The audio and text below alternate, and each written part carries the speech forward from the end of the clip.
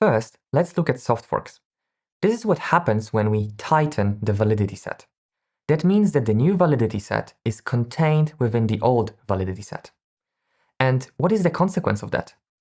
Old nodes, ones that have not updated, will accept blocks from new nodes, ones that have updated, because new nodes are just following a stricter version of the protocol with a tighter validity set.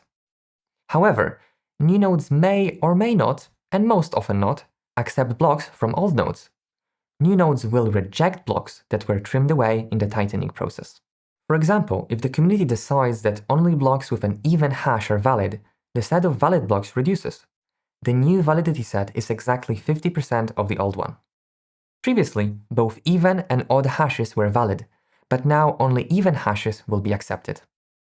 What is a cool feature of soft forks is that they are backwards compatible, because it only tightens the rules. Old nodes accept all the new ones. Updating is not as crucial. Some examples of soft forks are decreasing block size or removing transaction types. A hard fork, on the other hand, expands the validity set. It allows for new blocks that weren't previously valid under the old rules. In a hard fork, there is no guarantee that old nodes will accept blocks from new nodes, and usually they don't. Some will be accepted, some won't. On the other hand, all new nodes will always accept all blocks built by old nodes.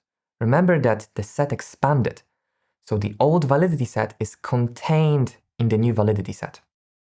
Hard forks are definitely not backwards compatible, but as we define them here, they are in fact forwards compatible. New nodes accept all the old ones. Some examples of hard forks are increasing block size or adding new transaction types. So we've gone through the basics of soft and hard forks, but there is one important thing to note. Both soft forks and hard forks do not always result in a permanent fork. They can converge back into a single chain based on the support on each side. In proof-of-work terms, this often means pure hash power. In proof-of-stake, staked tokens. Generally, whichever side has more support wins, but the consequences of losing and winning can be quite varied based on what type of a fork it is. Suppose less than 50% of the network, a minority, adopts the soft fork protocol change. Because new rules tighten the validity set, new nodes will most often reject blocks from old nodes. The majority chain still following the old rules will grow faster, and those on the smaller, forked chain won't accept it, because they consider blocks on the larger chain invalid. This leads to a permanent split unless further action is taken. However, if more than 50% of the network adopts a soft fork, things play out very differently. The new nodes are now in control of the longest chain. Old nodes also accept this longest chain, but whenever they try to produce a block on top of it, the new nodes reject it, and instead build their new block at the same height, ignoring the old node block. New nodes are faster, so in a short moment, the longest chain is the chain that ignored the old node block. New nodes effectively build around all the old node blocks, and old nodes simply accept it, because they all accept new blocks.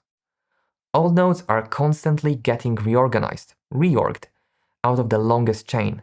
There is no persistent split in the chain, and old nodes are heavily incentivized to update, or they will continue getting ignored and reorged out. With hard forks, the situation is the reverse. If less than 50% of the hash power adopts the new, more permissive rules, the minority chain following the hard fork won't be able to grow as quickly and will eventually get orphaned. If more than 50% of the hash power supports the hard fork, the network will split, creating two permanent chains, each with its own set of rules.